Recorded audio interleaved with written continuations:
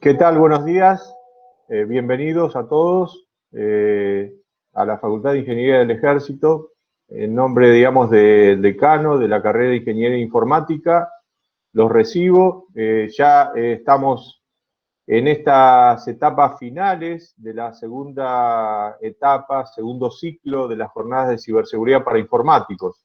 Muchos de ustedes ya han participado en muchas de las charlas. Y hoy, como saben, estamos presentando a Marisa Malvaso. Marisa es amiga, primero, amiga de la institución, no solamente ha estudiado en nuestra casa la especialización en criptografía y seguridad teleinformática, sino también ha sido una participante importante del Centro de Investigación y Desarrollo de Software del Ejército y del Comando Conjunto de Ciberdefensa en su etapa inicial, aportando su conocimiento vinculado a la ciberseguridad y a la ciberdefensa y a la seguridad de la información. El tema, digamos, de hoy es un tema bastante inédito, que Marisa, con su vocación de investigadora y de docente, quiere compartir con nosotros, así que creo que va a ser una charla muy, muy interesante y apasionante. Voy a hacer una presentación un poquito más formal de Marisa, después la voy a saludar y le voy a dejar la palabra. Marisa viene trabajando en el ámbito tecnológico hace más de 25 años, trabajó en empresas multinacionales, en gobierno, en instituciones universitarias, teniendo siempre un desarrollo sobre la tecnología, enfocado en una etapa inicial en las comunicaciones y en la seguridad informática. Tiene certificaciones de diferentes tecnologías. Yo creo que sería bastante oneroso relatar todo lo que tiene, pero desde ciberseguridad hasta cuestiones de tecnología, CISM, COVID-5, ITIL, y hoy es una tecnóloga, investigadora y trabaja en Oracle, teniendo su certificación en seguridad dentro de Oracle, además de haber tenido sus certificaciones en ISO 27000. Así que, Marisa, te doy la bienvenida, ya te dejo para que inicies tu charla, y bueno, gracias a todos por participar en esta jornada, como para aportar un nuevo granito de arena al conocimiento en ciberseguridad. Marisa, buen día, gracias.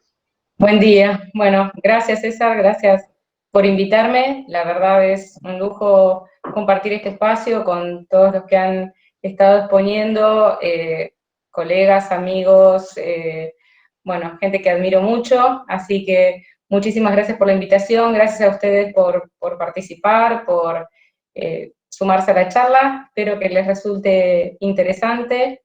La verdad es que disfruté mucho el proceso de armar la charla y de estar hoy acá, así que bueno, los invito a que hagan preguntas y que charlemos del tema. Voy a presentar. Ya la mayoría sabe que hay un formulario, que ahí han puesto el link en el chat para hacer preguntas, pero siempre los participantes se suman y hacen sus aportes, así que eso es muy interesante, que no sea solamente la charla de Marisa, sino que como todos somos profesionales de informática y nos gusta esta temática, bueno, compartan sus visiones en el chat, y lo que sea pertinente lo compartiré con Marisa también. Bueno, no sé si ahí se ve la presentación. Sí, perfecto. Bueno, perfecto. Bueno, el tema que elegí es el tema de whitelisting, y en especial las técnicas que se usan de whitelisting para el análisis de tráfico de base de datos. Cuando elegí el tema, pensé en algo en lo que estoy trabajando hoy que me gustó mucho, que me trajo como, me despertó mucho la curiosidad en esta técnica, y amplié un poquito todo el espectro del tema, porque la verdad es que whitelisting es un tema que se usa desde hace muchísimo tiempo, y resulta que no siempre está aplicado, y es una técnica muy buena para defensa en profundidad, ahora lo vamos a ver, para reforzar todas las estrategias que se hacen hoy en seguridad. La agenda será brechas de seguridad, repasar un poquito el tema de cómo están las brechas hoy por hoy. La verdad es que viendo todas las presentaciones que han acontecido, que han pasado acá en este ciclo, ha visto bastante del tema de brechas de seguridad, pero bueno, me tomé el tiempo para resumir algunas que están relacionadas con este tema, ver la estrategia de defensa, definir lo que sería whitelisting y ver lo que sería whitelisting para el análisis del tráfico de base de datos. ¿Cuál es el impacto de las brechas de seguridad? Bueno, hoy por hoy hay un montón de ataques que están apareciendo en Internet. Los resultados del 2019 fueron realmente impresionantes. Desde millones y miles de cuentas bancarias, de usuarios, pérdidas económicas, y la verdad es que a veces aparecen muy concentradas en lo que es América del Norte, pero es porque en América del Norte están obligados las empresas a presentar cuando sufren una brecha de seguridad.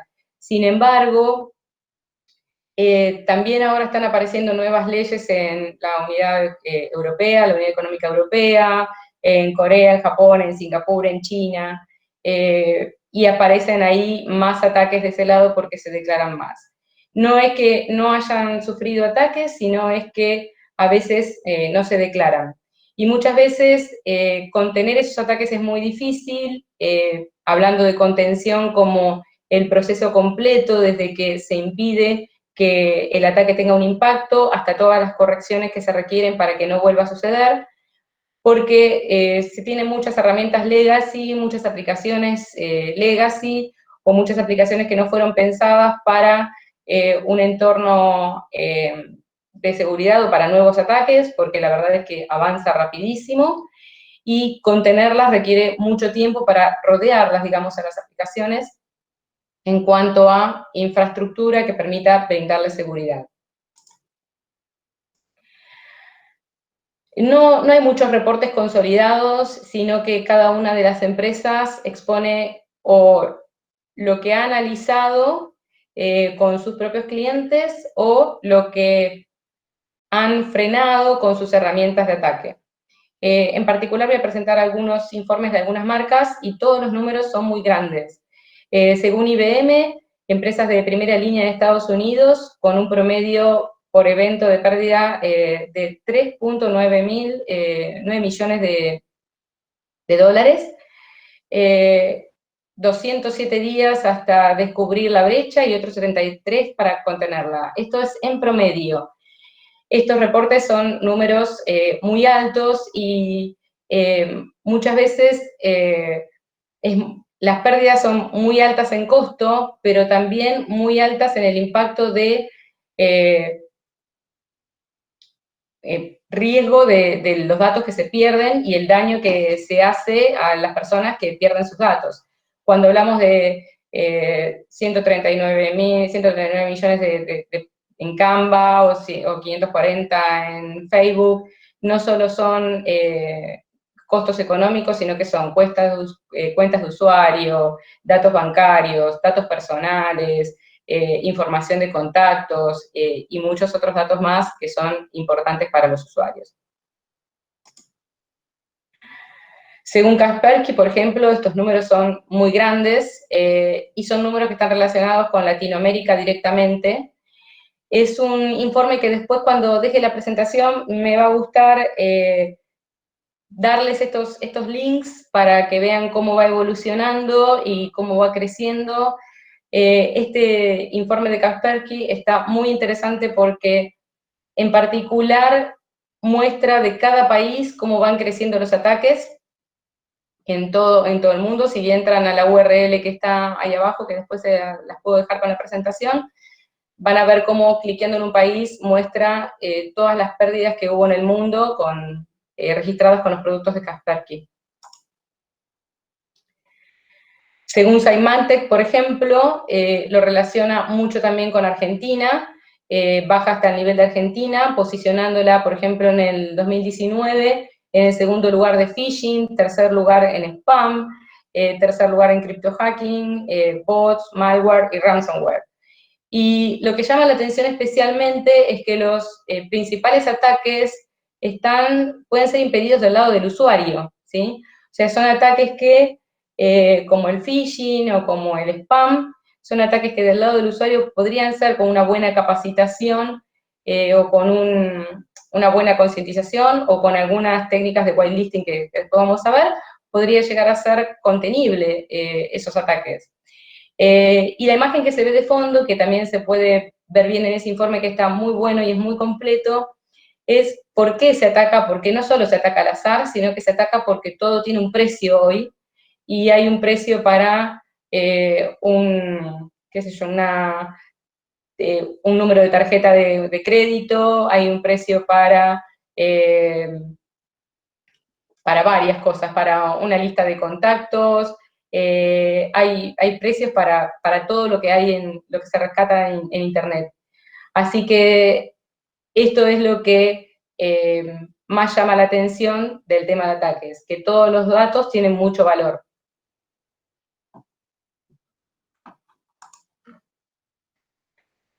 Y finalmente, un reporte según FireEye, que lo que muestra es que el 95% de las organizaciones que han sido encuestadas en un rango de 800 empresas grandes han sufrido brechas de seguridad. Y en el informe está muy bien porque dice, están dos tipos de categorías, que son quienes conocen que han tenido un ataque y quienes no saben que han sufrido un ataque. O sea, no es que no han sido atacados, sino que no lo saben.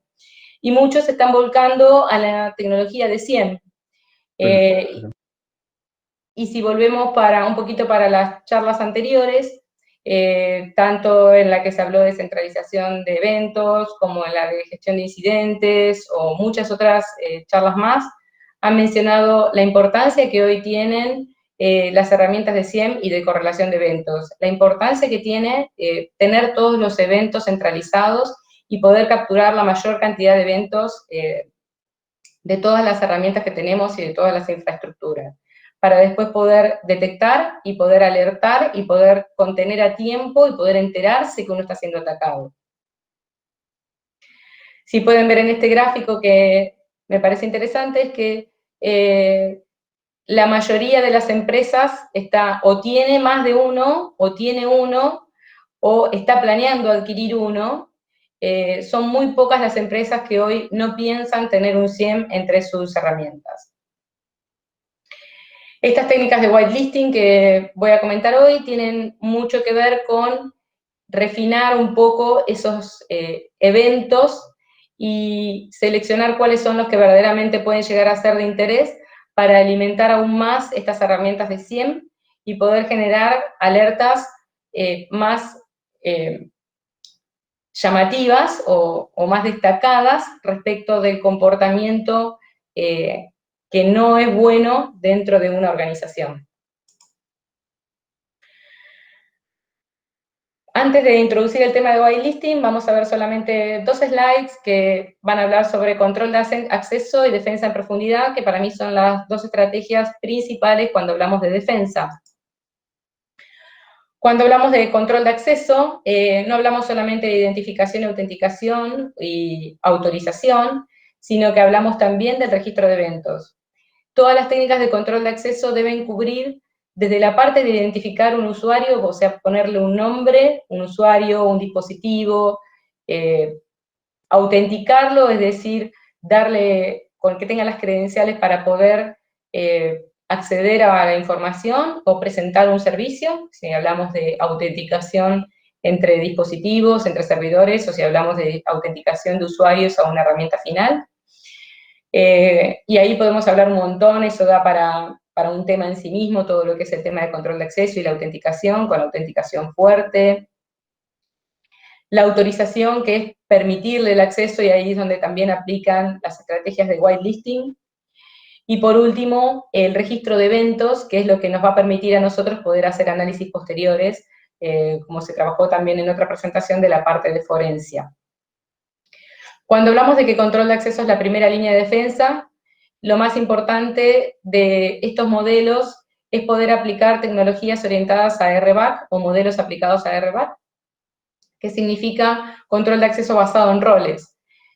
Si nosotros queremos a posteriori poder trabajar con lo que es whitelisting y poder trabajar con decir estos accesos están permitidos y estos accesos no, es muy importante que el control de acceso esté organizado, que la estrategia de control de acceso pueda tener roles que nos permitan agrupar distintos tipos de acceso y poder dar niveles a donde se quiere acceder.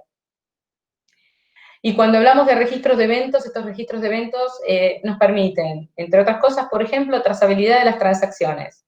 Es decir, poder detectar qué pasó desde que un usuario intentó entrar hasta que un usuario se fue.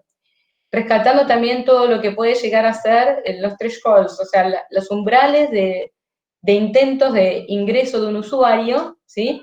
Hasta poder decir, bueno, si quiso intentar transformarse en otro usuario o escalar privilegios en forma vertical o poder ampliar sus privilegios en forma horizontal. Entonces, cuando hablamos de trazabilidad de transacciones, hablamos de trazabilidad de transacciones en todos los puntos del proceso de control de acceso. Hablamos de registro de auditoría, que es decir, dejar las pistas bien de auditoría, y me salto al punto que dice sincronización de eventos. Estas pistas de auditoría es muy importante que estén con todos los relojes sincronizados, ¿no? Que no tener pistas de auditoría desincronizadas en todas las herramientas. Eso también es muy importante cuando se aplican las técnicas de whitelisting. Permitir tomar decisiones, estos registros de eventos permiten tomar decisiones a través de las herramientas, es decir, poder decir a partir de esto que me dejó la herramienta como un evento o como una transacción, a partir de esta trazabilidad yo puedo tomar una determinación para inhabilitar un acceso o para cambiarle el privilegio o para inhabilitar alguna transacción. Y por último, este registro de eventos nos va a, digamos, a empoderar o nos va a apalancar para poder ir hacia una correlación de eventos y poder tener toda nuestra infraestructura donde alguna inteligencia sobre los eventos nos permitan identificar qué pasó desde que un usuario entró hasta que un dato fue accedido. ¿Cuál fue todo el recorrido? Si ven acá, entre la trazabilidad de transacciones, el registro de auditoría, las tomas de decisiones, la sincronización de eventos, la correlación de eventos, hablamos mucho de lo que cada uno de los especialistas fue mencionando en sus respectivas presentaciones, ¿no? Y cuando hablamos de la otra estrategia de defensa, hablamos de defensa en profundidad, y en este caso decimos que, bueno, que vemos a la seguridad como un montón de capas, como si fuese una cebolla, en donde empezamos primero por directivas, procedimientos y concientización. O sea, el primer eslabón y el más débil de toda la defensa en seguridad informática, en seguridad de información, es el usuario. Si vemos que hoy, cuando hablábamos de los ataques, muchos de los ataques hoy podrían llegar a ser impedidos con una buena capacitación, o con directivas, o con procedimientos, o con concientización, ya que el phishing, el spam, muchos de esos ataques podrían llegar a ser impedidos. Hoy por hoy, por ejemplo, también en este tiempo de cuarentena y en el tema de las ofertas laborales, está pasando que está creciendo también mucho más el phishing, que es el ataque a través de las VPNs. Entonces, hay muchos perfiles truchos, digamos, en LinkedIn o en algunas otras herramientas en donde hacen ofertas de trabajo, y cuando un empleado está conectado a la VPN de su empresa, porque ahora están todos conectados a las VPNs, se conecta a otra VPN y ahí hace como un túnel y permite el acceso a su organización. Entonces, es importante que todos estén conscientes de los riesgos que hay y todas las técnicas que hay para poder sabotear la seguridad de una organización. Pasamos del usuario a la seguridad física, el acceso a las aplicaciones o a los servidores, a los dispositivos, a toda la infraestructura, un centro de cómputos o una organización, con la seguridad física. Hoy por hoy está cada uno en su casa, pero bueno. La red, la seguridad en la red, el perímetro y la red interna, cómo aplicamos seguridad en el perímetro y la red interna, porque también uno puede reforzar mucho una base de datos, reforzar mucho una aplicación, pero también crecen los ataques en man in the middle. Un dato que me llamó mucho la atención en ver los últimos ataques es que son todos los ataques antiguos, o sea, no es que hay nuevos ataques, sino que se está explotando muchísimo los ataques más simples, porque lo que tratan de hacer es rescatar cuentas de usuario, ganar privilegios y después, una vez que están adentro de una organización, poder escalarlos. Por otro lado, la seguridad en los hosts, o sea, en los servidores, en los dispositivos, en las acciones de trabajo, y dentro de ellos que están las aplicaciones y los datos.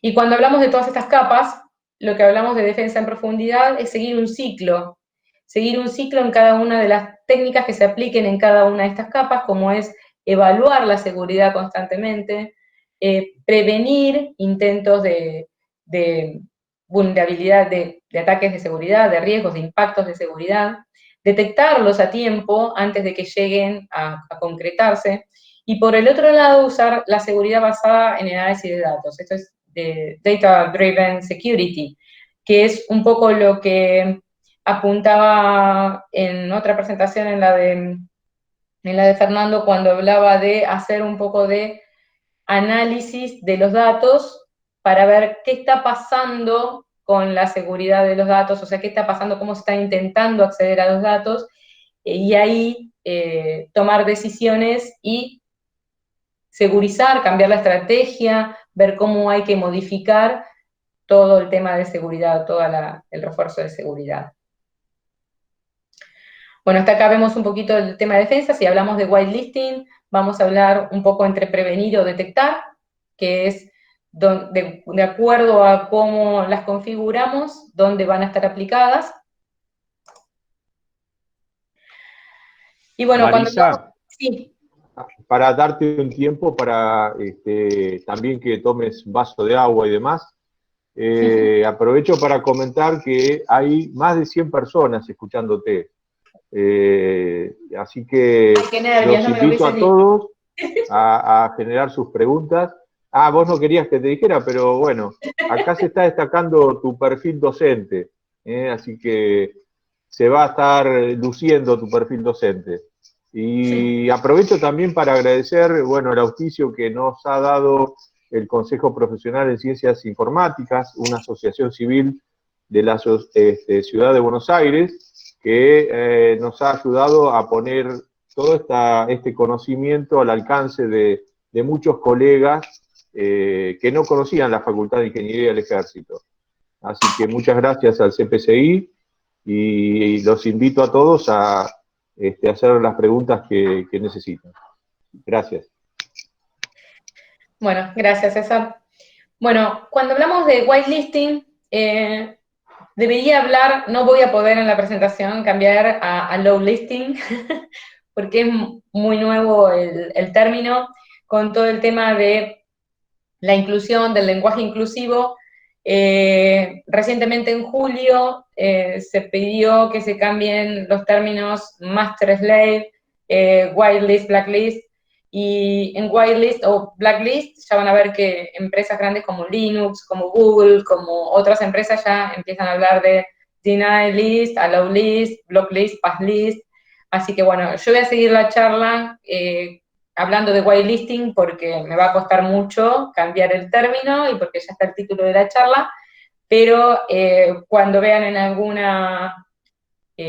paper o algún informe o algún documento o otra información, es exactamente lo mismo el whitelisting que el low listing.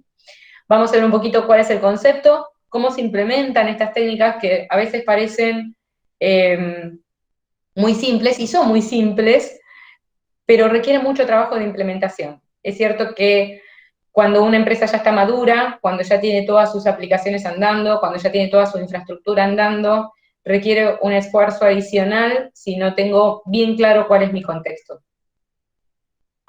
Vamos a hablar de los conceptos, el proceso de implementación, los tipos de whitelist que hay, y hacer un resumencito antes de pasar a la whitelisting de tráfico de base de datos.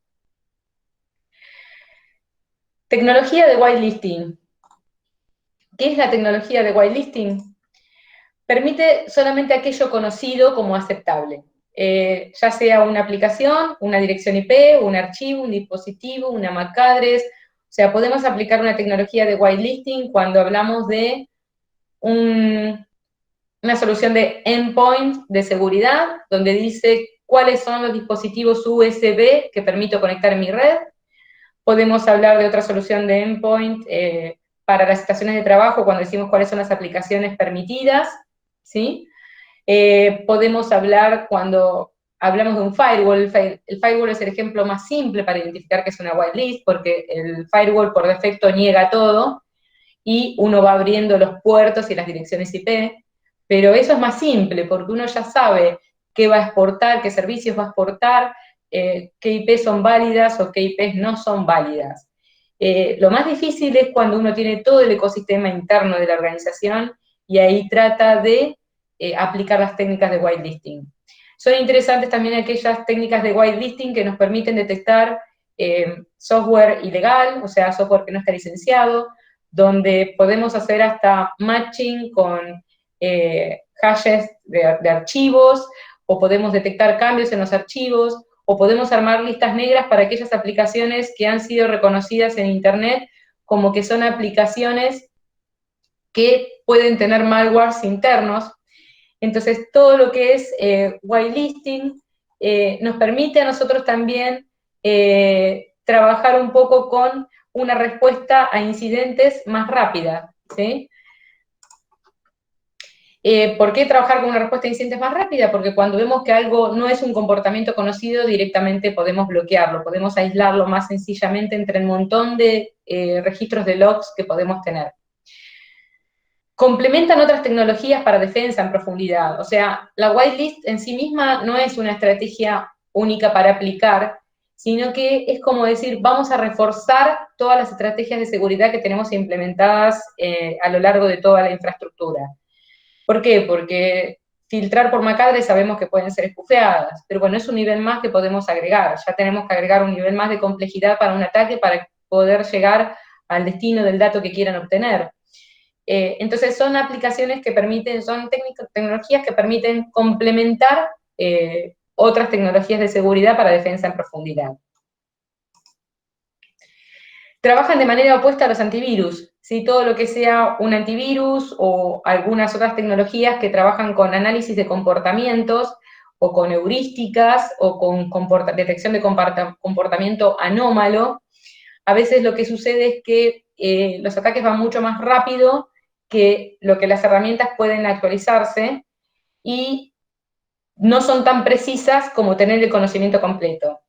Cuando hacemos un equilibrio decimos, bueno, está bien, no son tan precisas, uso whitelisting, pero bueno, whitelisting tampoco es fácil de implementar. Entonces, siempre es un equilibrio entre alguna tecnología que permita detectar comportamiento anómalo, que permita filtrar ataques conocidos, que permita identificar patrones, que permita utilizar heurísticas, y luego complementarla con estas técnicas donde decir, yo conozco este comportamiento, bueno, este comportamiento ya lo acepto, y achico mi espectro de lo que tengo que analizar como no conocido. Pero además de impedir el ingreso de malwares o el ingreso de ataques, facilita la respuesta a incidentes, como comentaba hoy. Supongamos que se sabe que alguna aplicación o alguna versión de alguna aplicación tiene un malware o tiene un problema que hace que sea más inseguro. Bueno, yo con estas técnicas podría llegar a filtrar ese tipo de versiones o poder detectar cuando esos archivos cambian.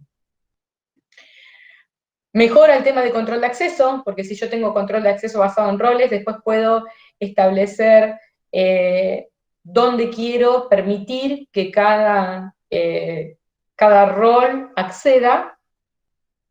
Permite monitorear la integridad de los archivos, como comentaba recién, hay tecnologías bastante avanzadas que permiten ver cuando un archivo cambia, y si un archivo cambia, disparar una alerta, y permiten ver el tema de reputación de software, que es lo que les comentaba hoy, de algún software que se conoce ya en el mercado, que tiene una versión que es vulnerable o que ha sido vulnerado y que no conviene utilizarlo en nuestra red. Es importante esto ahora en toda la política de Bring Your Own Device, pero creo que lo pongo en algún otro slide. ¿Y cómo es el proceso de implementación de estas whitelisting, de esta técnica de whitelisting? Cuando iniciamos la solución, cuando hacemos un análisis, es importante tener un conocimiento lo más completo posible de lo que es nuestro entorno. Nosotros necesitamos conocer las aplicaciones, necesitamos conocer las redes, necesitamos conocer los roles, necesitamos conocer a dónde se tiene que acceder o no. Entonces, en empresas o en organizaciones que recién están arrancando, yo considero que es un punto muy importante parar la pelota, hacer un análisis de qué tengo para tener un conocimiento completo y saber qué es lo que puedo aceptar que suceda dentro de mi ecosistema y qué es lo que no puedo aceptar que suceda en mi ecosistema. Una vez que nosotros tenemos ese conocimiento completo, de rendimiento también, porque hay estrategias de whitelisting que por ahí pueden bajar el rendimiento en algún acceso, entonces a veces se pueden aplicar y a veces no.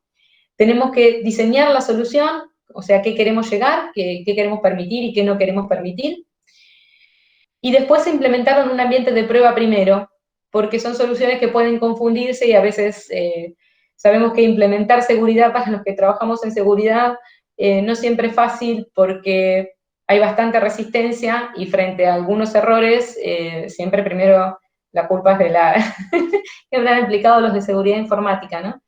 Entonces, implementarlos en ambientes de prueba para ir analizando cómo se comporta la solución, y después siempre es recomendable desplegar la solución en producción con warnings iniciales, o sea, no directamente decir voy a desplegar mi solución de whitelisting en producción, trabajando con bloquear todo lo que no es conocido o aceptar todo lo conocido, sino que decir, bueno, todo lo que conozco, le pongo un warning y le pongo una severidad para saber si es menor y lo voy analizando y digo, sí, esto es conocido y lo voy aceptando y lo voy aceptando, y ahí voy armando mi lista de control, mi whitelist de comportamientos conocidos de a poco, ¿sí? Y una vez que tengo ya la solución desplegada, es importante la administración continua, porque las aplicaciones cambian, los accesos cambian, los roles cambian, entonces es importante que esto sea una solución de mejora continua y que cuando tengamos presente siempre y esté acompañado de una política de seguridad en la cual cuando uno dice cambia el ecosistema o cambia algo o cambia una aplicación o saca una nueva versión, bueno, darle a las personas que trabajan con estas herramientas nuevos datos para que mantengan esta información actualizada.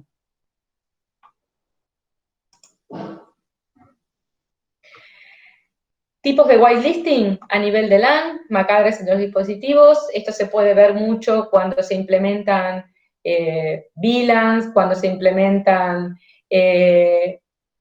port security, cuando se hacen varias implementaciones de red, se puede ver implementaciones de whitelisting a nivel de MAC address. Por supuesto que vuelvo a destacar que es una solución de complemento, no es la solución de seguridad, pero es una solución que suma un nivel más de dificultad frente a un ataque. A nivel de firewall, que son los más conocidos, ya sea por direcciones IP, puertos de protocolos o URLs cuando hacemos filtro de contenidos, y los que vamos a ver hoy que son los firewalls de sentencias de SQL, que suman un nivel muy interesante a todo lo que es el registro de eventos para poder hacer un análisis posterior.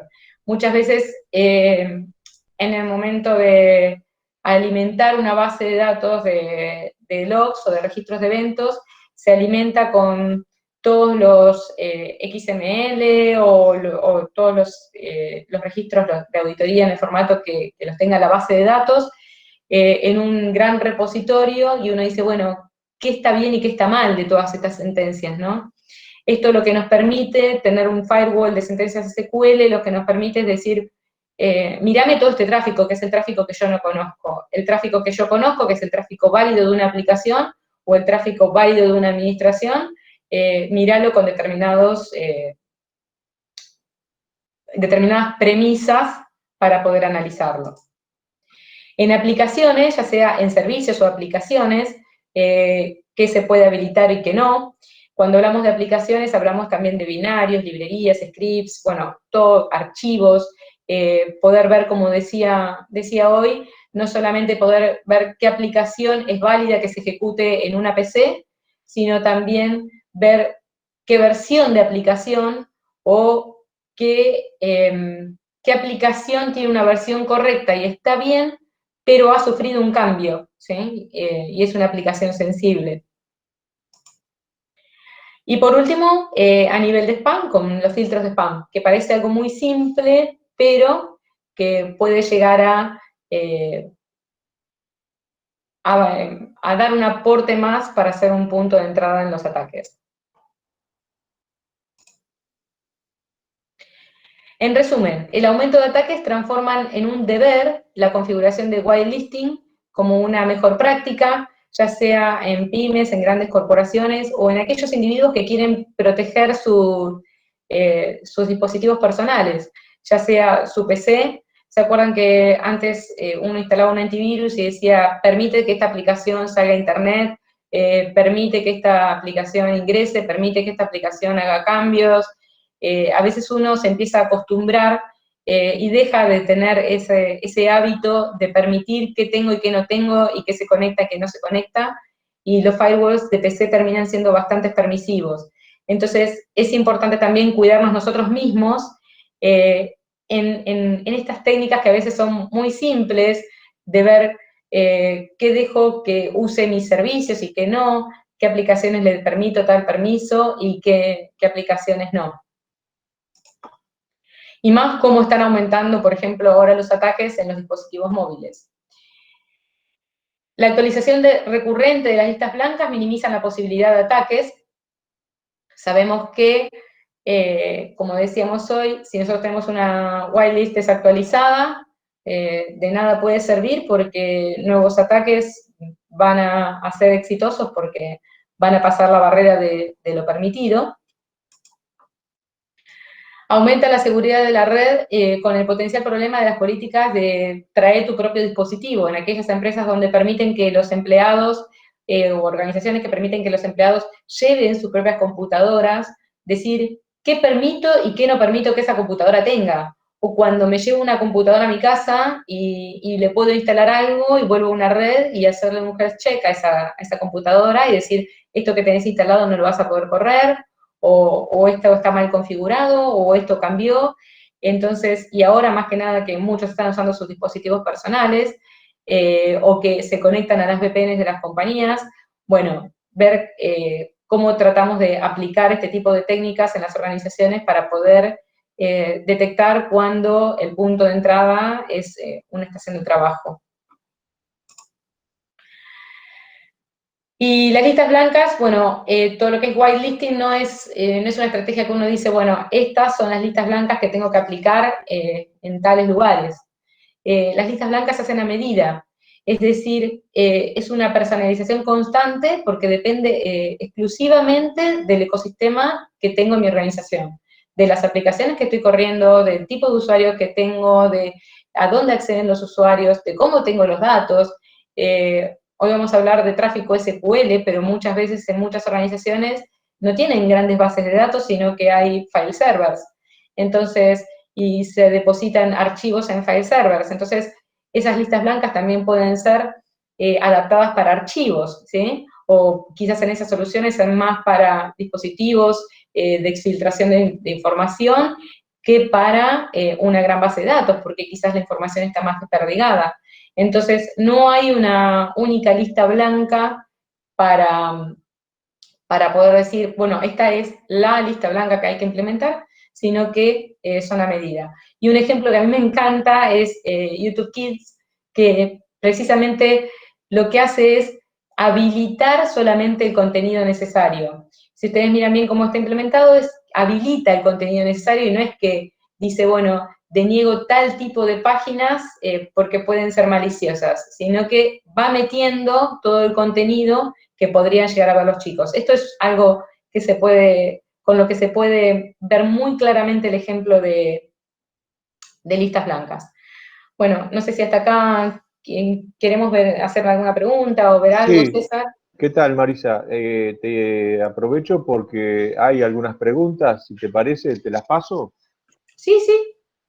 Bueno, Agustina es la que pregunta, ¿cómo se puede solucionar el hecho de no detectar que una empresa ha sido atacada? ¿Qué técnicas se pueden aplicar para que estos ataques no detectados sean menos frecuentes? Bueno, es una pregunta bien genérica, pero quizás por el tema que vos estás abordando tengas alguna estrategia.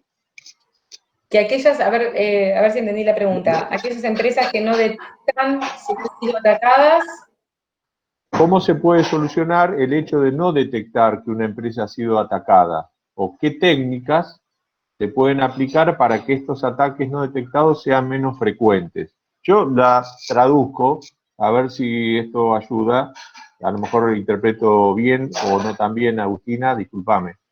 Si la técnica de whitelisting permitiría básicamente que estos ataques que no son detectados con otras técnicas puedan ser detectados. A ver, lo que puede hacer una técnica de whitelisting, es decir, reducir el espectro de la cantidad de eventos que yo tengo de comportamiento que no conozco, ¿sí? Una empresa que no detecta un ataque, si tiene toda la cantidad de registros de eventos que tiene que tener, y si tiene todo el tráfico que tiene que tener registrado, o tiene todas las pistas de auditoría, quizás en un análisis forense, analizar absolutamente todo el tráfico podría llegar a ser casi imposible. Quizás con técnicas de whitelisting que permitan reducir esa cantidad de logs que tienen o esa cantidad de eventos que tienen, podría llegar a acotarse un poco más la detección. Si eso responde la pregunta. Gracias. Hay otra pregunta. Siendo que usted habló de los preocupantes números estadísticos de ataques a grandes organizaciones como Canva, Facebook, etcétera, teniendo en cuenta el valor de los datos, ¿considera necesaria la implementación puntillosa de estas técnicas de whitelisting para organizaciones más pequeñas? Esa es la primera parte de la pregunta de Emiliano. Para mí sí. Para mí es a ver, la aplicación de estas técnicas permiten tener un conocimiento y llegar a la vieja estrategia de deniego todo y permito solo lo conocido. Entonces, en una empresa que es pequeña, quizás uno conoce mucho más todo lo que es el comportamiento de las aplicaciones, todo lo que es el acceso de los usuarios, y entonces quizás sea mucho más fácil en una pequeña empresa decir, bueno, ¿qué se puede hacer? Y habilito solamente el comportamiento que para mí es bueno, es benigno, y todo el resto del comportamiento deniego. Entonces, quizás me ayuda a decir, no tengo que tener tanta infraestructura de seguridad, porque yo solamente dentro de mi red voy a tener el tráfico conocido y voy a hacer lo que puedo hacer. Y voy a permitir hacer solamente lo que yo quiero hacer. Si me permitís, Marisa, comparto una experiencia en una organización en la cual trabajé, que es un tema más cultural para los administradores, pensar que es muy complejo administrar un whitelisting.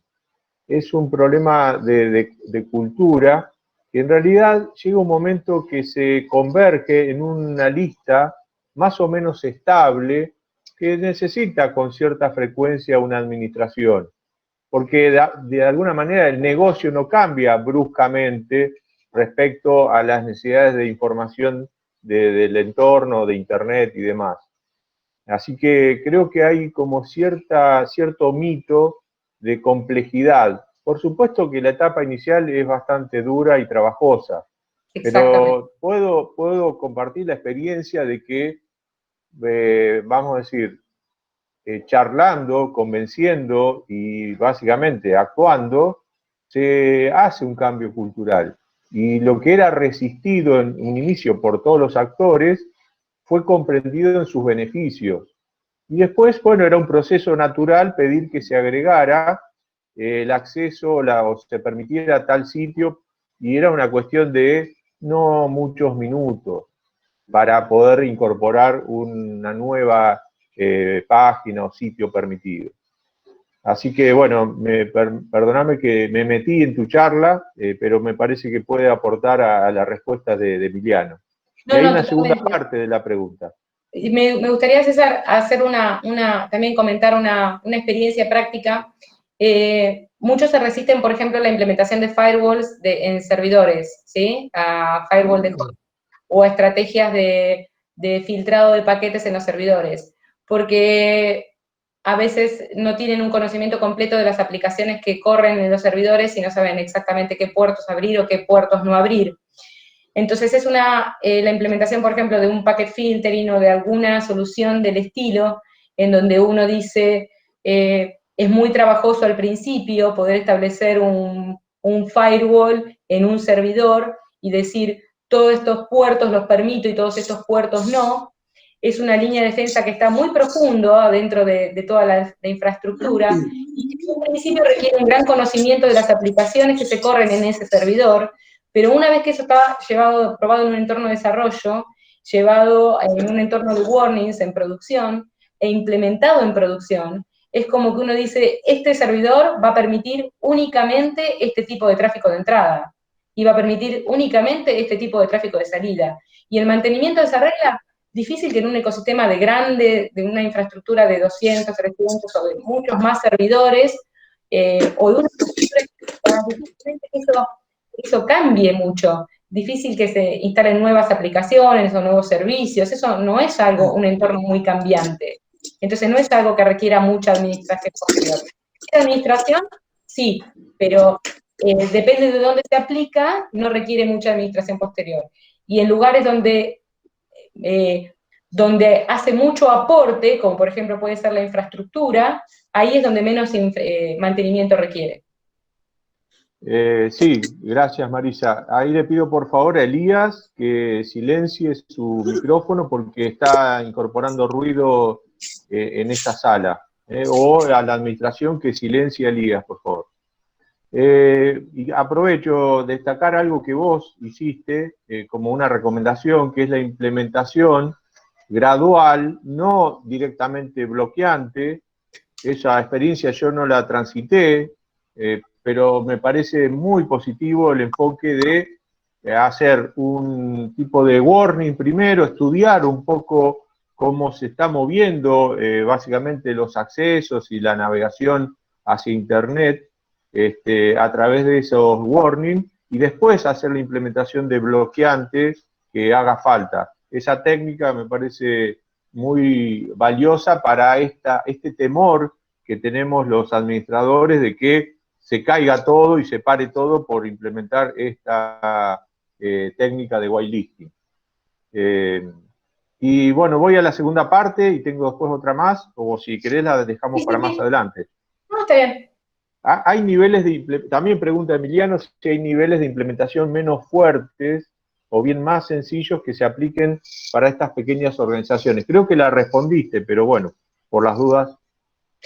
Bueno, los niveles más sencillos es, por ejemplo, explotar un poco las características que tienen las herramientas en sí mismas. O sea, cuando uno tiene sistemas operativos Windows o Linux, siempre traen mecanismos para impedir conexiones, cerrar puertos, como puede ser un packet filtering en un Linux, en un Unix, o puede ser en algún firewall de sistema operativo de Windows. Entonces son cosas que ya están nativas en una base de datos, por ejemplo, también hay técnicas que se pueden implementar nativas en las bases de datos, en todas las herramientas a veces hay técnicas de whitelisting que no las vemos porque no les estamos, como que nos enfocamos mucho en tener la gran protección y quizás a veces con decir esto es lo único que permito y el resto lo deniego todo, ahí puede simplificar mucho la implementación de seguridad en aquellas empresas chicas que no tienen grandes montos para invertir, ¿sí? Entonces, ahora vamos a hablar de un producto comercial, o sea, yo el que conozco es comercial para la whitelisting, tráfico SQL. No conozco la verdad un producto libre, conozco varios comerciales, pero no solamente tenemos que enfocarnos en tráfico SQL, o sea, hay muchos puntos de acceso para aplicar whitelisting, como lo vimos anteriormente. Marisa, hay una pregunta más y si te parece las otras 3 las dejo en cartera. Bueno, como digas, César. ¿Cómo puedo bloquear todo el acceso a Internet entrante y saliente, excepto aquellas aplicaciones que están en el firewall como lista blanca? Pregunta de Ricardo. La leo de nuevo, si te parece. Sí. ¿Cómo puedo bloquear todo el tráfico entrante y saliente de Internet, excepto aquellas aplicaciones están permitidas como lista blanca en el firewall? Lo que pasa es que ahí se necesitan otras herramientas, porque el tema de los firewalls es que filtran por IPs, o sea, por IPs, por URLs o por puertos. El problema son los ataques que entran por esos puertos, ¿no? El problema de, en esas conexiones, todo el tráfico que puede llegar las conexiones que pueden llegar a utilizarse para hacer un ataque. No es que uno filtrando una IP o filtrando un puerto puede decir, bueno, me entra solo esto. Sabemos que o sea, habilitar un servidor web es habilitar un puerto 443 con una IP o un puerto 80 con una IP, pero adentro de ese puerto después uno tiene que tener un IPS, atrás de ese firewall tiene que tener un IPS que analice un poco el contenido del tráfico que pasó, ¿no? Y que detecte que a través de ese puerto y de esa aplicación abierta, de ese servidor de web abierto, no se metió otro tráfico explotando ese tráfico. Sí, yo coincido. Creo que hablar de todo o nada son un poco malas palabras en seguridad. Uno debe diseñarlo a medida. Exacto. Y hay que estudiar cada escenario, digamos. La seguridad se basa en un escenario de riesgo, entonces el riesgo está asociado al negocio y el negocio de alguna manera tiene ciertas prioridades, cierto valor que las aplicaciones tienen que entregar. Así que no hay casi un todo o nada en seguridad menos. Hay un diseño que tiene que ser hecho a medida. A veces uno cree que poner una caja o generar lo que más o menos todo el mundo usa me da cierta seguridad. Pero la verdad, como lo dijiste vos, Marisa, se necesita un diseño enfocado en qué necesito. Sí, aparte uno protege mucho el perímetro, entonces habla de IPS, que son detectores de intrusiones en línea, ¿no? Uno habla de WAF, de filtro de aplicaciones web, uno habla de reforzar mucho el perímetro y termina siendo que un usuario tiene una contraseña débil y tenía un permiso de administrador en un servidor y a través de esa contraseña, bueno, entraron a la base de datos desde otra red que no era la permitida. Entonces, a veces uno refuerza mucho el perímetro, por eso hablábamos de defensa en profundidad, y que la técnica de whitelisting se puede usar en todas las capas de la seguridad, porque a veces uno dice, bueno, hago mi red súper segura, pero resulta que el usuario hizo un clic en un link y ese clic aprovechó la conexión VPN y sacó paquetes por internet.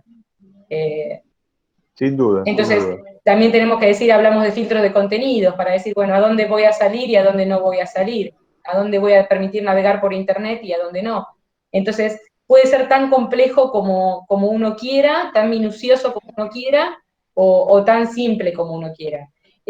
Lo que es importante es, lo que yo rescato es que a veces uno por proteger determinadas infraestructuras o por proteger determinados o seguir determinada evolución de la tecnología, uno se olvida de aquellas técnicas viejas que era por defecto de niego todo y permito solo lo conocido. Entonces uno va incorporando mucha tecnología y va tratando de mejorarla y de crecer y de aumentar, y se vuelve un entorno muy complejo de seguridad, y a veces con mayor conocimiento de lo que nos está pasando, podemos tener reglas más simples para proteger nuestra organización. Marisa, si te parece, seguimos, dejamos las otras preguntas para cuando vos me des un hueco o me invites a hacer la pregunta. Como quieras. Ahora arranco la última partecita y ahí podemos todas las preguntas que Bárbaro, quieran, gracias. ¿no?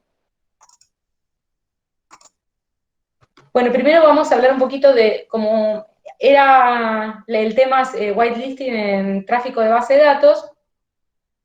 Vamos a ver un poco la seguridad de las bases de datos. Cuando hablamos de seguridad de base de datos, podemos hablar de un montón de soluciones y de cosas que se pueden hacer en una base de datos para protegerla, ¿sí? Hablamos primero de que tenemos que conocer cuáles son nuestros datos, clasificarlos y protegerlos, ¿sí? Y cuando hablamos de clasificarlos y conocer los datos sensibles, es conocer los modelos de las aplicaciones, los modelos de datos de las aplicaciones. En muchas organizaciones pasa que no se va armando la aplicación, va creciendo el modelo, se van agregando nuevas funcionalidades, va mutando ese modelo, y en algún momento no se conoce bien el modelo. Entonces, no se conoce bien dónde están los campos sensibles y los campos que yo debo ocultar. Es importante tener ese conocimiento, ese concepto, desde la persona que desarrolla, la persona del negocio, la persona de seguridad, la persona que está, no sé, toda la rama de infraestructura necesita, de tecnología, necesita conocer bien cuáles son los datos sensibles a proteger. Porque la seguridad en realidad, voy a decir algo que es una frase, parece hecha, pero la seguridad se hace entre todos. Y cuando hablo entre todos, digo, se hace entre todos también las personas de tecnología. La seguridad no termina en el personal de seguridad, sino que el administrador de base de datos tiene que conocer cuáles son los datos sensibles para saber cuáles son las últimas técnicas para protegerlo, el administrador de la red, el administrador de los sistemas operativos, los desarrolladores, todos tienen que son los especialistas en sus infraestructuras, en sus tecnologías, como para poder sugerir las mejores técnicas. Otras técnicas son ocultamiento de datos sensibles en el momento de visualización. También para proteger los datos hay veces que uno dice, bueno, lo puedo dejar del lado de la aplicación o lo puedo dejar del lado de la base de datos, que es cuando yo no quiero mostrar un dato que es sensible a un usuario que está utilizando a un operador de una aplicación. Supongamos que tenemos una aplicación en donde se guardan algunos datos de salud, o algunos datos de cuentas bancarias, o algunos datos que no quiero que se visualicen a través de la aplicación. Bueno, entonces lo puedo dejar del lado de la aplicación o de la parte de la base de datos, de decir, al momento de visualizar este dato, ve un numeral, un asterisco, o ve un dato cambiado, ¿sí? A fin de mostrar solo lo que le interesa ver al operador, y algunos datos extremadamente sensibles, dejarse a los operadores especiales. Almacenamiento seguro de claves. Muchas veces hablamos de cifrado de aplicación, de clasificación, de protección de datos sensibles, y tenemos las claves en un Excel. Entonces, tener en cuenta que la seguridad de las bases de datos, así como la seguridad de todo, depende de que las claves con las que uso mis estrategias de seguridad estén protegidas. En base de datos es muy importante la separación de funciones. El administrador del motor de la base de datos, el administrador de la base de datos, la persona de tecnología de base de datos, no tiene por qué tener acceso a los datos de la organización, a los datos del negocio. Porque así como hablamos de el riesgo de que exfiltren, está el riesgo después de proteger a esa persona, y cuando un dato se exfiltra, tener que demostrar que esa persona no fue. Entonces, ¿cuánta información tenemos? No solo para proteger la exfiltración de datos, sino también para proteger a las personas de tecnología, que a veces tenemos que trabajar con datos extremadamente sensibles y necesitamos que se nos cuide para no quedar enganchados con situaciones de ataques de seguridad. Enmascaramiento de datos para réplicas de desarrollo, prueba o capacitación. Muchas veces protegemos mucho en entornos, en organizaciones grandes, protegemos mucho la base de datos de producción, los datos de producción, y después hacemos una réplica de la base para probar una aplicación en desarrollo y tiene todos los mismos datos de producción. Entonces, también hay estrategias para poder enmascarar. No es una tarea fácil, y más cuando hay mucha integridad referencial, y más cuando no todos los que definen los modelos de datos declaran las integridades referenciales, sino que hay que descubrirlas un poco cuando se aplican estas técnicas de enmascaramiento de datos. Es importante tener en cuenta cuánta información estamos exponiendo cuando damos capacitación de nuestras aplicaciones, cuando probamos nuestras aplicaciones o cuando hacemos desarrollos sobre nuestras aplicaciones. Utilizar técnicas de control de acceso seguro, y cuando hablamos de esto hablamos no solamente de doble factor de autenticación o contra qué me autentico, sino que también tenemos que hablar de definir perfiles, definir roles, definir características de las contraseñas, definir algunas cosas que están siempre a mano en todas las bases de datos y a veces uno accede directamente con un perfil por defecto y no están configurados algunas características que pueden ayudar mucho a mejorar la seguridad. Cifrado de datos en línea y fuera de línea, es decir, qué hago con mis backups, qué hago con mis datos que tengo en línea. No solamente hablamos de proteger un dato cuando está una base de datos activa, sino que si yo tengo mi base de datos muy protegida y después tengo mi backup en un lugar donde es accesible por otro, y esto, ya que hablaban de pequeñas organizaciones, es importante tener el backup, y más con todos los nuevos ataques que están surgiendo, pero también es importante tener esos backups protegidos y actualizados. Detección de anomalías de tráfico, o sea, a veces uno tiene todo lo anterior muy bien configurado, pero resulta que el usuario con el que se conectan las aplicaciones puede estar en conocimiento de personas que a través de ese usuario de aplicación que tiene accesos completamente privilegiados al esquema de la aplicación, pueden usar ese usuario para conectarse. Entonces, yo necesito detectar quién está usando esos usuarios, si es verdaderamente la aplicación la que los usa, o es una persona que conoce esa contraseña y se está conectando con esa contraseña a la base de datos para hacer operaciones que no debería. Y lo dejé para el final para poder enganchar con la siguiente, que es el monitoreo de tráfico legítimo. En esa detección de anomalía de tráfico, poder monitorear cuál es el monitoreo de tráfico legítimo, permitirlo por defecto y empezar a separar cuál es el tráfico que yo no quiero tener contra mi base de datos.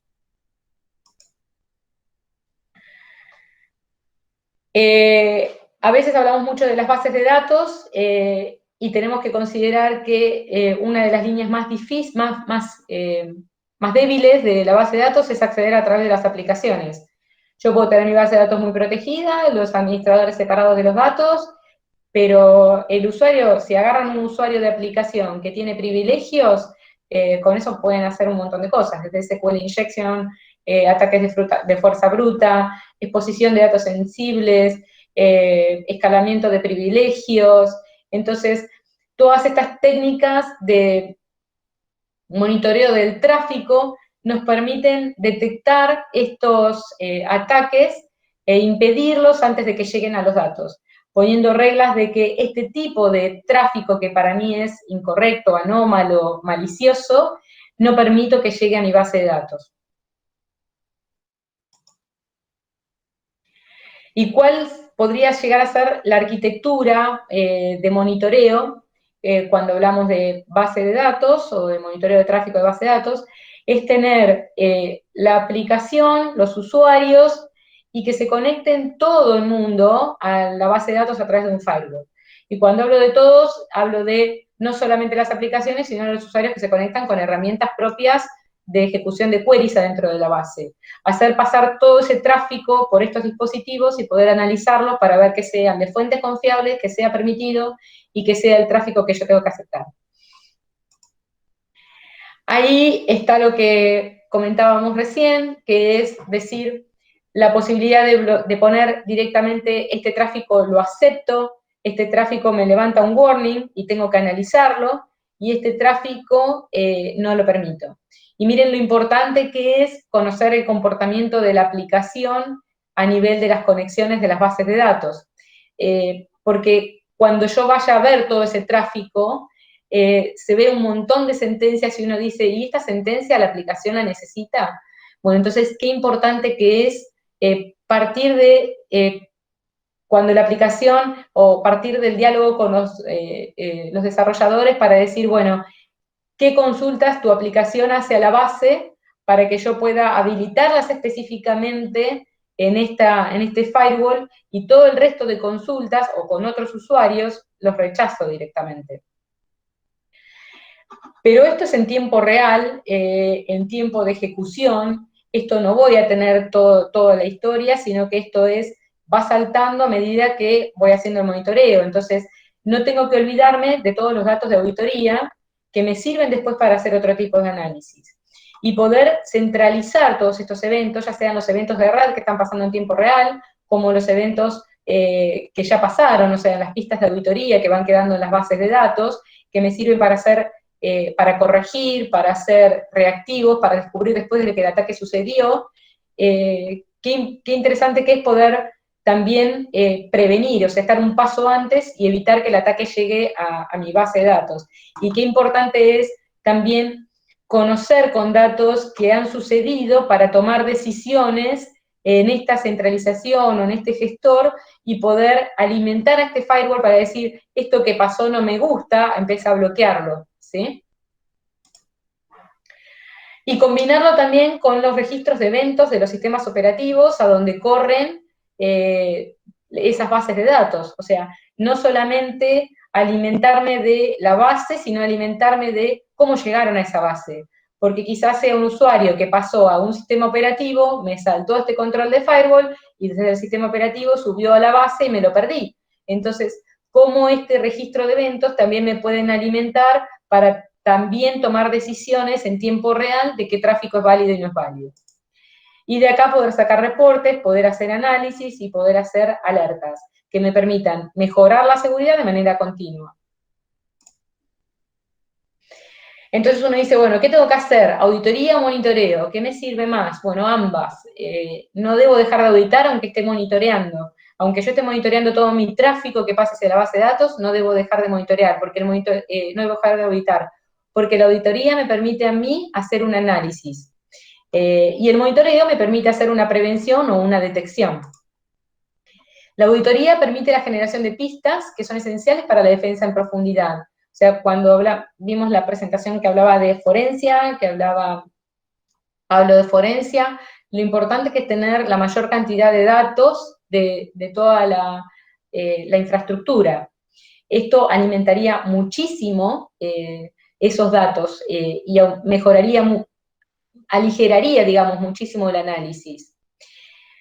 Toda auditoría requiere una política, porque si no tenemos una política podemos tener muchísimos eventos sin clasificar y nos vamos a perder en la investigación.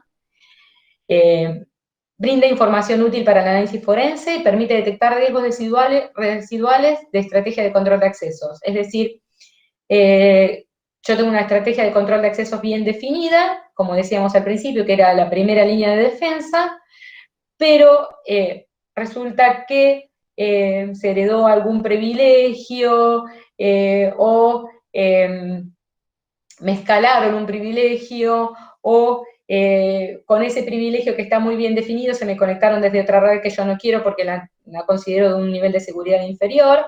Entonces, bueno, estas técnicas me permiten a mí de auditoría analizar todo el riesgo residual que haya quedado de una buena estrategia de control de acceso.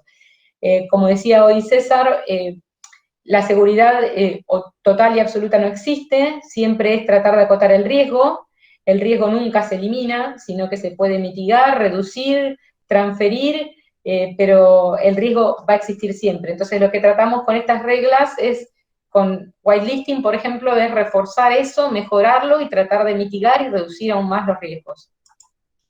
Y por otra parte, como decíamos, auditar o monitorear ambas, hablamos de monitoreo, es decir, permitir analizar actividades privilegiadas, qué está haciendo un administrador de base de datos, o quién está usando un usuario de administración de la aplicación y desde dónde, si está habilitada esa persona para conectarse con el usuario de la aplicación y lo puedo detectar monitoreando el tráfico, detectar ataques, bloquear sentencias maliciosas, generar informes completos acerca de la actividad de base de datos. Estas herramientas suelen tener informes que agrupan las sentencias de acuerdo a la severidad o al acceso a datos sensibles. Y por otro lado, reforzar la política de control de accesos. Como lema me gusta ese Trust but Verify, que significa confiar pero verificar, ¿no? Entonces, yo con el monitoreo confío en que estoy haciendo la mejor seguridad, pero necesito la auditoría y la revisión de la auditoría para verificar que todos mis controles están siendo efectivos. Y por último, antes de mostrar un ejemplito, vamos a ver, ante una coincidencia de una sentencia SQL con una política definida, ¿qué podemos hacer? Podemos tomar una acción, que es levantar un warning, que esto es lo que decíamos que es importante en el proceso de despliegue de estas técnicas de whitelisting, que es todo lo que yo voy a mirar, lo voy a poner con un warning y después voy a tomar una decisión, que si es bloquear, pasar, o si es una sentencia que debe pasar, pero que está superando un determinado umbral. Supongamos que nosotros permitimos las conexiones desde una red de un usuario, pero detectamos que aumentan por minuto la cantidad de conexiones de ese usuario desde esa red. Lo que estamos viendo es que me están tratando de hacer un ataque de fuerza bruta, entonces supera un umbral y lo que puedo hacer con esto es decir, tomar una acción. Permite loguear una única vez varios tipos de sentencias, o permite loguear todas las sentencias. Con esto puedo medir volumen de sentencias idénticas, o no loguear, que no es lo recomendable, pero bueno, quizás hay tráfico que ya se sabe que es reconocido y no lo quiero loguear, pero bueno, lo recomendable es loguear todo. Y por otro lado, el nivel de severidad que tiene, que puede ser menor, moderado o muy importante. Y la sustitución de sentencias. ¿Qué significa la sustitución de sentencias? También esta técnica nos permite ser un poco disuasivos y decir, ojo que te estoy mirando, ojo que te estoy controlando, ojo que veo que estás haciendo algo indebido. Entonces voy a mostrar unas pantallitas.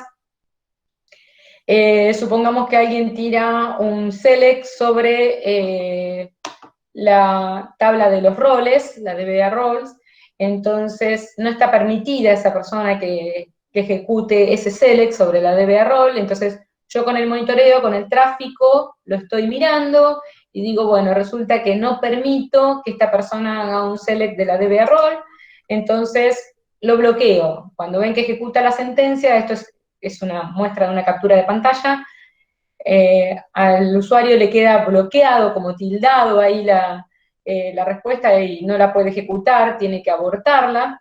Entonces, nosotros podemos agarrar y reemplazarle la prueba y decirle prueba de, bueno, acá dice prueba de bloqueo, se nota que es para una prueba, pero uno le puede decir, esta acción no está permitida, entonces directamente le informa al usuario que está haciendo algo que no es correcto que pueda hacer. Entonces con esto cerramos un poquito cómo se puede llegar a ver todas estas transacciones. Por supuesto que hay un montón de transacciones, uno ve en línea todo el tráfico que pasa hacia la base de datos. Es impresionante porque es desde cuando uno abre un SQL Developer, ve todos los establecimientos de conexiones que hace la herramienta con la base de datos. Son sentencias que uno ya tiene que saber desde dónde vienen y si están bien o mal, para decir, bueno, estas directamente las dejo pasar y no me hago warning, porque si no me distraigo en ver que un usuario abrió un SQL Developer. Así que es muchísimo el tráfico, muchísimo para separar, y estas técnicas nos pueden permitir, conociendo el tráfico bueno, empezar a ir en una implementación gradual cuando el entorno ya está maduro. Y como conclusiones, bueno, de todo lo que fue la charla, para mí es primera línea de defensa, el control de acceso, aplicar defensa en profundidad, por supuesto, reforzar la seguridad a través de tecnologías de whitelisting. No es que vamos a aplicar seguridad con whitelisting, sino que es reforzar la tecnología de seguridad. Recolectar datos de auditoría y eventos de monitoreo. Ya dijimos que los eventos de monitoreo me permiten ver qué está pasando en este momento, pero la auditoría posterior me permite tomar decisiones en función del análisis de datos, y también me permite poder hacer un análisis forense de qué sucedió. Es importantísimo centralizar los eventos para analizar y la mejora continua de la seguridad. O sea, es importantísimo centralizar esos eventos y que puedan estar correlacionados. Y por último, poder reducir el trabajo conociendo el comportamiento aceptable. Si nosotros conocemos el comportamiento aceptable de nuestro ecosistema, vamos a reducir mucho el trabajo en la aplicación de técnicas de seguridad. Eso para mí es como la lección aprendida de todo lo que puede llegar a ser las distintas estrategias que se pueden utilizar en seguridad, ¿no? Si uno no conoce el ecosistema, es muy difícil implementar una buena estrategia de seguridad que se adapte al entorno. Bueno, desde ya les agradezco mucho la atención, el tiempo, que se hayan sumado. Marisa, pero no te vas todavía porque tengo varias preguntas, así que los invito a todos a quedarse. Hay más de 100 personas escuchándote, algunos por razones de horario se tienen que ir, pero bueno, esto queda grabado. Lo van a poder ver en nuestro canal de Somos FIE en YouTube. Antes que pasarte las preguntas, comparto una experiencia que tiene que ver con lo que vos decías en la previa a las conclusiones, de darle un feedback de warning al usuario de que ha hecho algo indebido. Como una lección aprendida, yo sugiero que ese feedback con el usuario se haga además por otro canal, porque puede ser que se haya escalado privilegios de un usuario interno y en realidad ese feedback no le llega al usuario real, digamos, a la persona. Entonces, yo tengo una lección aprendida de hacer ese feedback con un control, podría decirlo manual, pero digamos un segundo canal de comunicación. El usuario podría no haberse enterado que hizo uso de esa sentencia, porque en realidad fue un escalamiento de privilegios.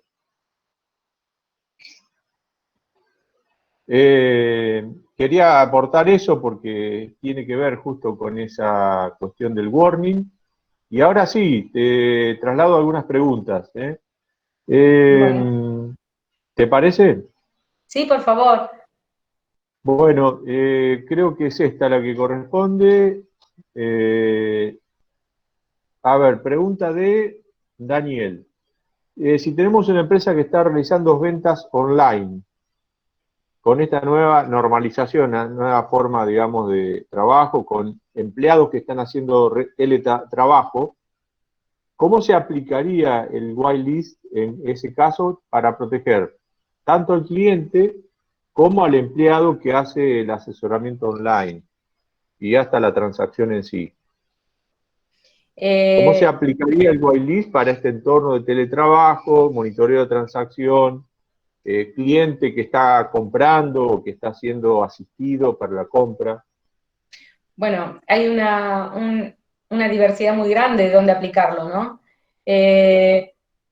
Primero es el que está trabajando, la persona que está trabajando, es muy importante con qué computadora está trabajando, cuál es la salud de esa computadora, o sea, permitirla que ingrese a la VPN y hacerle un health check de ver de con qué se está conectando y qué aplicaciones se está metiendo a la infraestructura de la organización.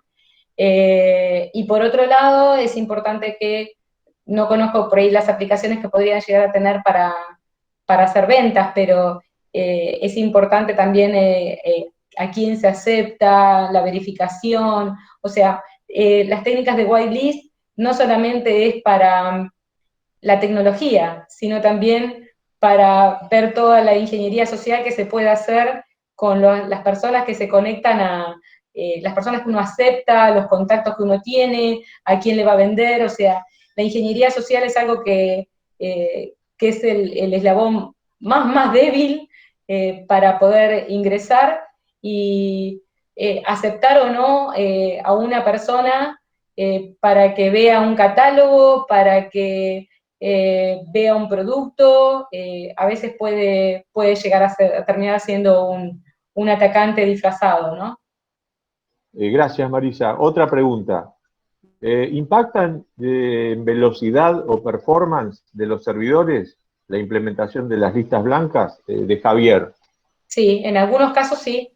A ver, por ejemplo, algo que me olvidé de comentar en la presentación es que uno a veces habla, por ejemplo, de cifrado de base de datos o cifrado de comunicaciones hacia las bases de datos.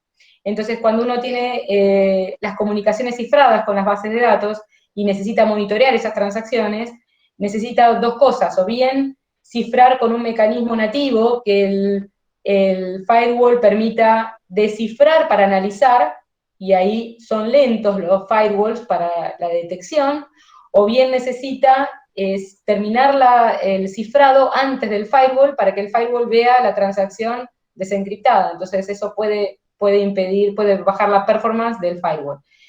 Y en cuanto a las aplicaciones, a los servidores, bueno, no creo que, depende del sistema operativo y de lo que se esté, de lo que se esté aplicando. Hay herramientas que trabajan bastante a bajo nivel, a nivel del kernel, y que pueden tomar decisiones muy rápidas, o hay herramientas que trabajan a más alto nivel, y ahí sí, hacen un chequeo de archivos, y uno va a chequear si el archivo cambió, si el archivo no cambió.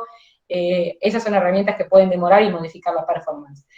Por eso es uno de los requerimientos que hay que analizar cuando uno hace la implementación. Como primer medida es cuáles son los requerimientos, no solo de analizar el ecosistema y ver las características, sino también cuáles son los requerimientos de performance y cuál es el rendimiento y cuánto estoy dispuesto a proteger mi información o dar velocidad, ¿sí? Si es una aplicación de misión crítica o si es una aplicación altamente sensible. Si lo dejo esperando o le doy acceso rápido y me arriesgo, ¿sí? Gracias, Marisa. Hay más preguntas, pero quiero pasar un aviso antes de que se empiecen a desconectar por razones de horario. La semana próxima es la última semana del segundo ciclo, con horarios atípicos, el día jueves y viernes, porque hay 2 charlas cada día y el día viernes el cierre. Así que estén atentos a esos horarios, dado que el jueves tenemos una charla desde Australia, de un conocido nuestro, Marisa, Ignacio Sí. Gallardo, y el día viernes tenemos una de España también, que está dada por también un conocido nuestro, egresado de la casa, ambos son egresados, el doctor Corletti, ingeniero Corletti. Ahora, pasado este aviso, y discúlpame que haya salido de tu guión, Marisa, te vuelvo a poner en tema con las 2 o 3 preguntas que restan. De Sergio, ¿cómo podemos concientizar a empleados de una corporación debido a los ataques para que no violen la privacidad de los datos? Difícil, ¿eh? Sí. Bueno, a ver, durante todo mi trabajo siempre discutí el tema de concientizar, generar conciencia, educar, porque hay veces que uno puede transferir, y el usuario se sigue poniendo el post-it con la clave, sigue yendo a links que no tiene que ir. Entonces, ¿cómo lo concientizamos? Bueno, yo creo que es también mostrándole cuán expuesto puede estar el usuario frente a una vulnerabilidad, ¿no? Primero, como que sentirse parte, porque si él descuida los datos de una organización a donde está trabajando, que no se olvide que también sus datos están en otras organizaciones. Entonces todos tenemos que formar parte de la solución, y así como cuidamos nuestros datos, tenemos que cuidar los datos que son de los demás. Eso como primera medida, que se sientan parte de la solución de seguridad. Y segunda medida, que frente a una brecha de seguridad después hay que demostrar que uno es inocente, ¿no? Entonces, cuando uno tiene una identidad digital y tiene un usuario para ingresar a los datos y tiene un privilegio, le parece que es de uno y nada más. No, si hay una brecha de seguridad con el usuario, después hay que demostrar que yo no fui. Y por ahí puede haber hasta sanciones legales, dependiendo de la empresa o la organización, cuáles son las obligaciones regulatorias con las cuales tiene que cumplir. Entonces, yo creo que además de informarlo, educarlo en seguridad, mostrarle cuáles son los riesgos, yo creo que hay dos puntos claves que son que se sienta parte y que cuide los datos de los demás como cuida los suyos, y que por otro lado se haga muy responsable y sea muy consciente del poder que tiene con tener un usuario.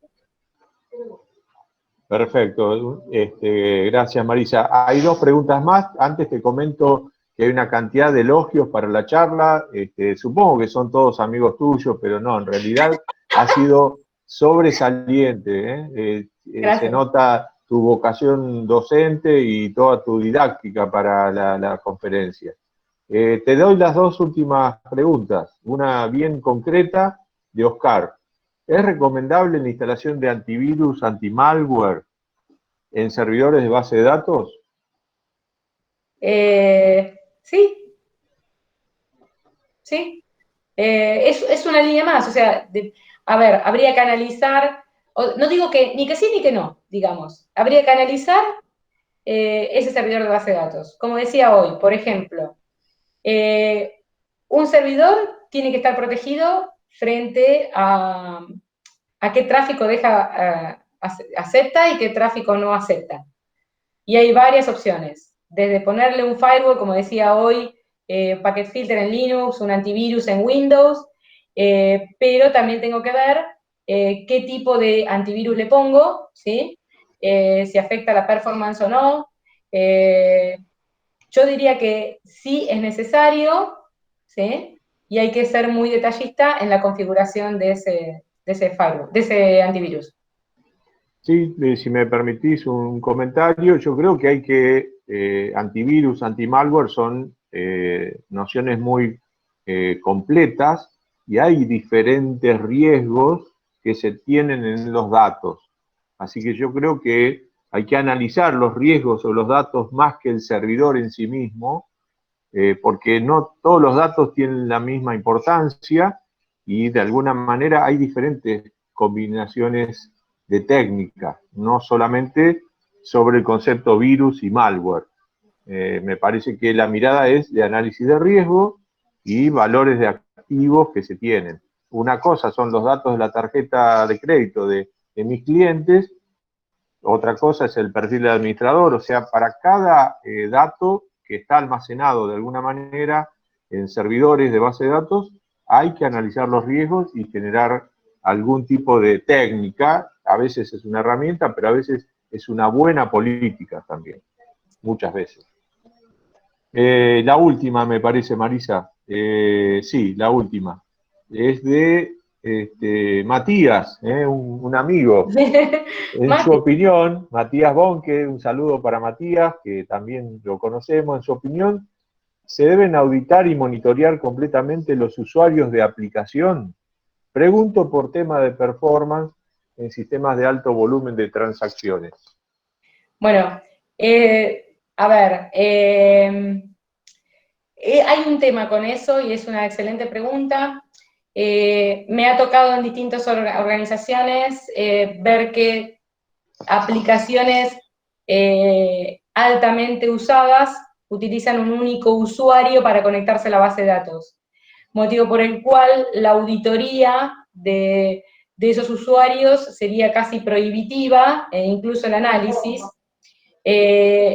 Entonces, yo diría que sería una buena técnica poder clasificar esos datos de auditoría o poder también monitorear para ver, quizás en lugar de auditarlo, poder decir, bueno, esto es tráfico que proviene de la aplicación y ahí aplicar alguna técnica de whitelisting y decir, este es tráfico que proviene de la aplicación y no es un tráfico que voy a auditar porque ya sé que está bien el tráfico. Entonces, eso es lo que yo digo cuando digo que las técnicas de whitelisting me permiten reducir el nivel de logs.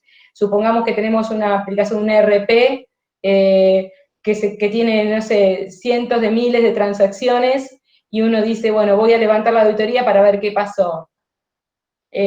Bueno, quizás yo lo que tengo que monitorear es que nadie me use ese usuario para conectarse a la base de datos, que si el usuario proviene desde una aplicación válida y está haciendo una sentencia válida de la aplicación, lo dejo entrar. Y si no, si lo está usando un administrador para explotar los privilegios de la aplicación, ahí lo corto, ¿sí? Hay veces que es cierto que es prohibitivo el tema del logueo de los usuarios genéricos con los cuales las aplicaciones se conectan a las bases de datos. Buenísimo, Marisa. La verdad que ha sido una charla que nos mantuvo a todos siguiendo slide por slide. Más de 100 personas participaron, 112 vi en algún momento. Esto realmente genera todo un aporte de tu experiencia y de tu estudio, de tus investigaciones, así que lo agradezco. Para nosotros ha sido un lujo tenerte en nuestra casa. Como siempre, sos de la casa y bueno, le agradezco a todos los que se han sumado a la charla de Marisa. Ahí vas a tener en el chat todas las felicitaciones que han compartido y